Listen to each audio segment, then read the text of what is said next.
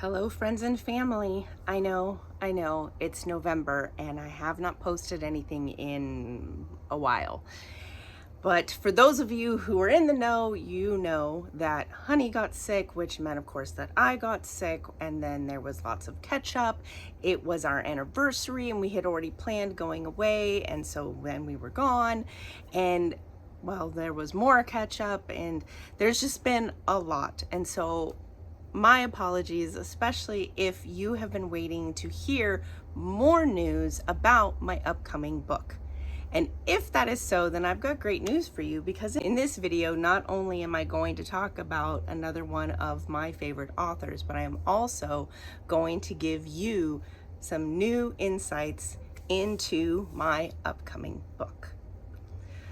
So, no beating around the bush. This author is none other than C.S. Lewis. And like most children, we grew up reading The Lion, the Witch, and the Wardrobe in school.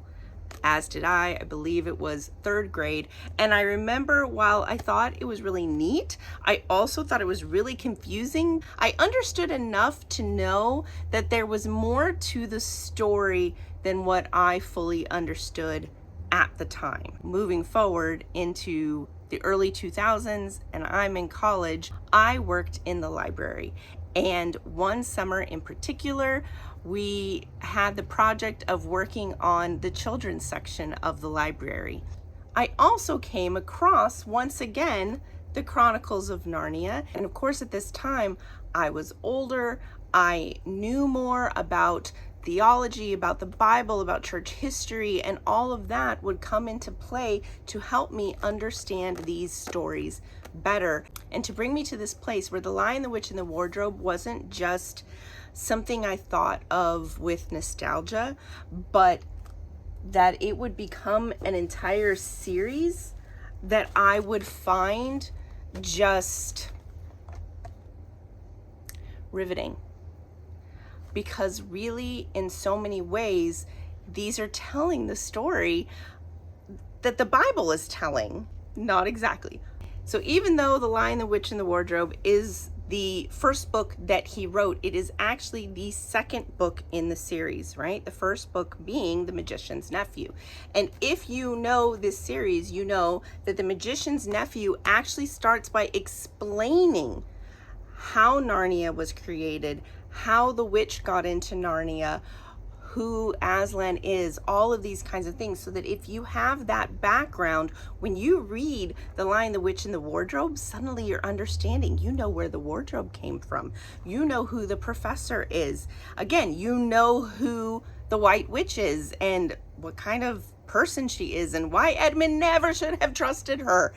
If you think about it this way, it starts with the creation of Narnia, with the entering of, well, sin into their world, and moving through Narnia as it deals with all kinds of different issues, and then ending with basically Narnia's version of Revelation in the last battle. It is the end of time, and it is this beautiful picture of what will happen at the end of time.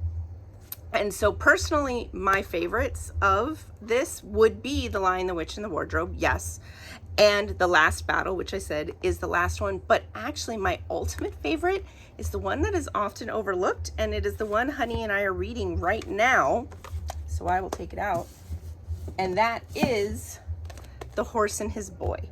And whatever favorite you have, this one is my favorite because of the way Aslan is portrayed in this. So knowing that Aslan represents Jesus, represents God the Son, when you see the way that Aslan is portrayed in this as someone who is a protector, even when we don't know it, who has better plans than we could ever imagine, who, even when it seems like we're alone, we're not. And when it seems like we're going in the wrong direction, we're not, because he is always with us, because he's still directing our steps. We get all of those things happening to, in this case, the main character, Shasta, and seeing what he is going through as he is trying to get to the land of Narnia. I won't give any more information than that, because I know that These books are available everywhere. You could pick these up and you could read them.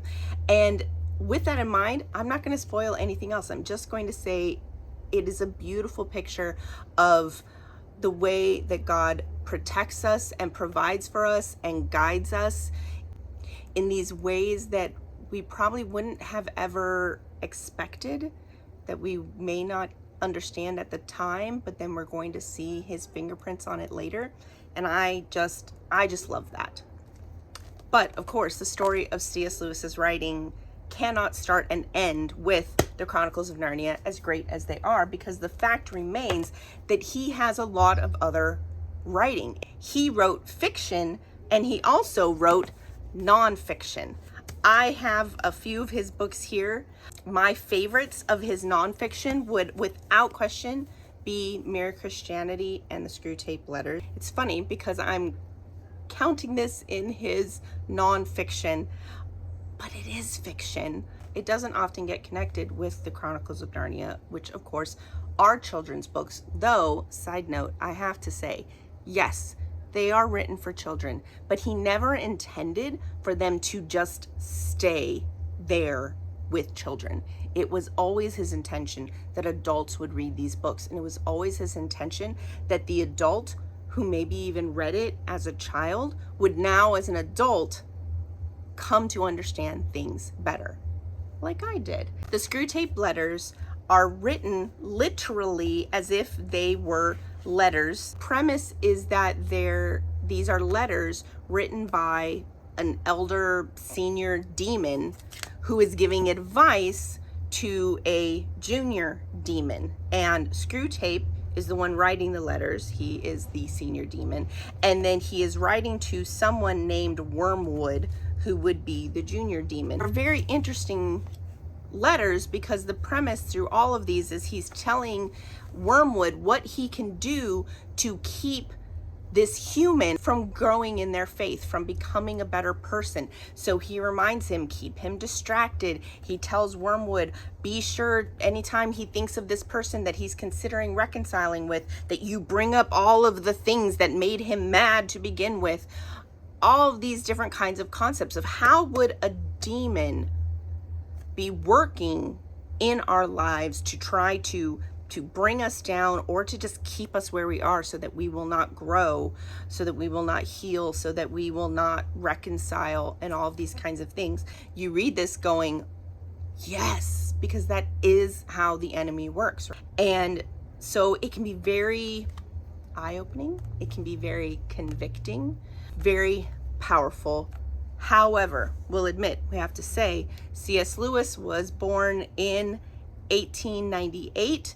He wrote most of his books in the 40s and the 50s. This is older language. It can be a little difficult sometimes to decipher today, but I think most anybody can pick this up, and you may miss a word or two, but you're gonna understand what's going on. However, Mere Christianity, actually love my copy, particularly says right on the front, what one must believe to be a Christian. If anything, it's him just going through, well, what is important? What is it, as I said, what is it that you need to believe to be a Christian? He talks about human nature. He talks about Christian behavior, social morality, sexual morality, Christian marriage, forgiveness, all kinds of stuff in here. And so as opposed to a systematic theology, which really is written for theology students, for pastors, this is written for anybody to be able to pick up. One of the things that I love about this, and I love about C.S. Lewis's writing, which of course you see it greatly in his fiction, but you see it here too, is his ability to draw pictures in the mind that help us to understand these huge theological concepts. Now you might be wondering, I said that I was going to share information about my book. When, back in the early 2000s, I was working at the library, I was reading through the Chronicles of Narnia and thinking to myself, how awesome would that be someday if I could be an author who writes fiction that's based in theology, but also have the opportunity to just write some nonfiction theology. I had this conversation with somebody talking about all of these different things, talking about my love for fantasy and science fiction, and knowing that I was reading the Chronicles of Narnia, and they said to me, well, have you ever read C.S. Lewis's Space Trilogy? And my response was basically, huh? What? I had no idea until my early 20s that these books even existed. And so I went to my local public library and they had one. It is, as I said, the Space Trilogy. There are 3. I found one and I read it. The person that I spoke to told me, you really should check it out, that it is exploring this idea of a human going to an alien world where sin does not exist. And my mind was just wowed at the idea of exploring that concept. Since then, I got my own copy of the Space Trilogy. But what does that have to do with my book? Well, from the minute that this person mentioned to me, hey, this book is about if a human went to an alien world where sin didn't exist and what would happen, my mind started running with possibilities and ideas and what would that look like and what would that mean and what would the interaction be like. And then I read the book. I enjoyed it, but it was nothing like what I imagined and what I was already picturing in my head. And therefore I made the decision to sit down at my computer and to start writing what I had been thinking. And that is the basis for my book. It is the concept of another world that has human-like life, that a human travels to, Thomas, and when he gets there, ends up discovering that sin does not exist on this alien planet. And what does that mean? So many questions to ask. And of course, I'm not going to try to say that my way is right. I'm saying who knows? And he explored the possibility in the way that his mind sought to do it. And I explored this possibility in the way that my mind sought to do it.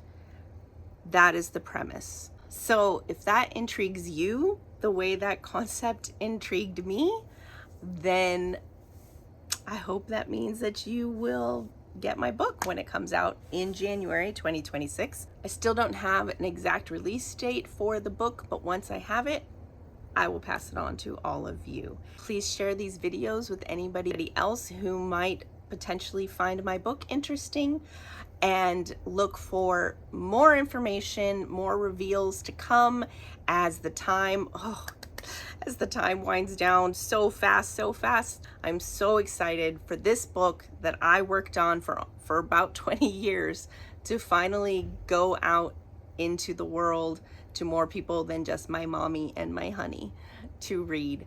And so I hope you will be among those people to give it a chance. Thanks for sticking around. Be sure to like this video and please share.